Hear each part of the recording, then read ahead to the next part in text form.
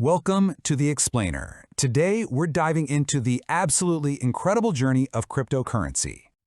Just to give you a sense of scale here, by the end of 2025, the number of people using crypto is expected to shoot past 950 million. Yeah, you heard that right. That's nearly a billion users. I mean, that's a massive, massive jump from just a few years ago. So, the big question is, how on earth did we get here? How did a fringe movement of coders, basically, launch a multi-trillion-dollar financial revolution? Well, to really get it, we have to go way back. I'm talking before Bitcoin, before blockchain, back to the one powerful idea that kicked this whole thing off. Okay, let's get into it. All right, so here's the thing. The story of crypto, it doesn't actually start with money. Nope, it starts with a rebellion, a fight for privacy in this brand new thing called the internet. Back in the 80s and 90s, you had this group of innovators. They called themselves the cypherpunks. And these were not your typical Wall Street types. Think more cryptographers, programmers, activists. They looked at the internet and saw this amazing potential for connection. But they also saw the potential for control. They were really worried about a future where our entire digital lives could be laid bare for anyone to see. And their solution, their defense, it was to build tools, to write code that would put power back in the hands of the individual. And this idea was summed up perfectly in their manifesto. This was their big rallying cry. And listen, it wasn't about being shady or hiding illegal stuff. It was all about having control. The power to just selectively reveal yourself to the world. You know, you get to decide what people know about you. And that core idea, that code can be our ultimate protector. That is the foundation for everything that comes next. So for years, these folks just tinkered. They were building all the little pieces that would eventually become cryptocurrency. You had David Chaum in the 80s with this radical idea of anonymous digital cash. Then in the 90s, Adam Back invented Hashcash, which was this clever way to attach a tiny cost to a digital action, a concept called proof of work. And then you have Wei Dai's B-Money, which was basically a blueprint for the kind of decentralized cash systems we see now. Each one was a vital piece of a much bigger puzzle. So, you've got all these amazing ideas floating around, right? All these puzzle pieces just scattered on the table. They were just waiting for someone, or some group, to finally put them all together. And then, in 2008, that builder showed up. And this was it, the lightning strike moment. This mysterious person, or group, known only as Satoshi Nakamoto, publishes the Bitcoin white paper. And what it did was brilliant. It took decades of these cypherpunk ideas and wove them into a single working system. It solved the one problem that had stumped everybody, the double spend problem. Basically, how do you stop someone from spending the same digital dollar twice without a bank or some central authority watching over everything? And the solution was the blockchain. The simplest way to think about it is like a public notebook or a ledger that's decentralized. It's shared across thousands and thousands of computers. Every time a transaction happens, it's a new entry in that notebook. And here's the magic. That entry gets copied and verified across the entire network. So if you wanted to go back and change something to commit fraud, you'd have to somehow change that record on thousands of computers all at once. It's basically impossible. And just like that, you have a new way to create trust on the internet. No bank required. And boom, just like that, Bitcoin wasn't just a cool idea in a white paper anymore.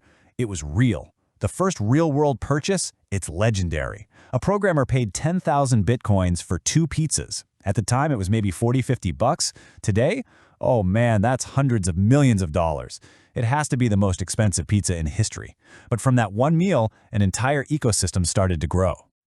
So once Bitcoin proved that, hey, this whole digital money thing can actually work, people's minds started racing. They started asking, okay, what else can we build with this technology? And the biggest, most important answer to that question was Ethereum.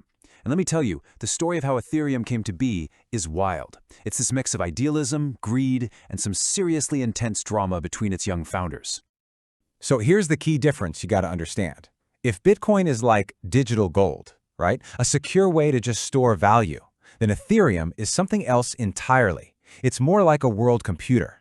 It's a platform where developers can build all sorts of decentralized apps and these things called smart contracts. It just blew the doors open to a whole universe of possibilities way beyond just sending money from A to B. Okay, so that brings us pretty much up to today. Let's look at how this technology, which started with this, rebellious desire for privacy, is now actually being used in the real world by hundreds of millions of people. What's really fascinating is where crypto is taking off. If you look at places like the US, a lot of it is about investment. speculation.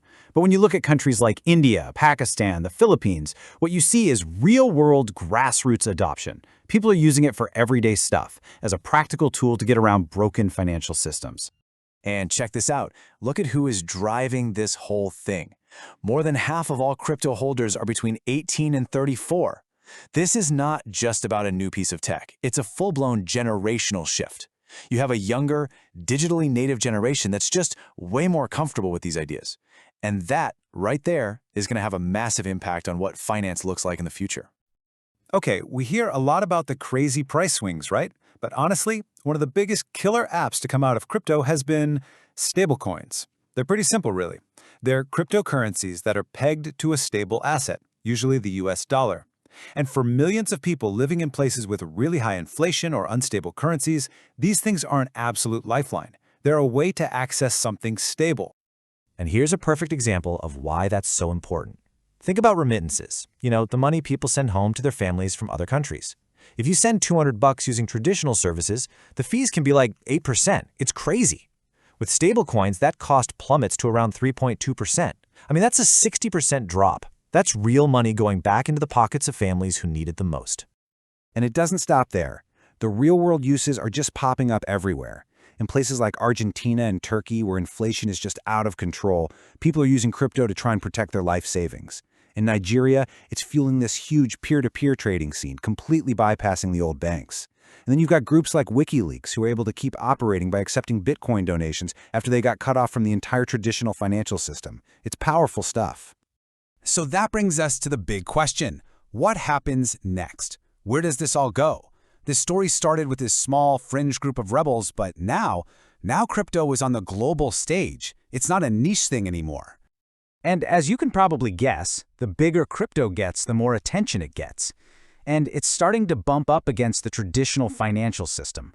It has absolutely attracted the attention of governments and regulators all over the world, and they are scrambling to figure out how to handle it.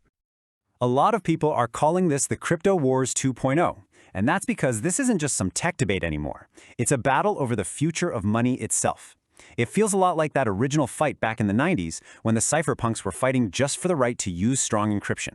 Well, now the stakes are even higher. And that really brings us full circle, right back to where we started. That original cypherpunk dream of privacy, of a decentralized world, is colliding head-on with the realities of regulation. So the question we're left with is, who gets to write the next chapter of money? Privacy or regulation? There's no simple answer here, but one thing's for sure, the outcome of this whole thing is going to shape the future of finance for every single one of us.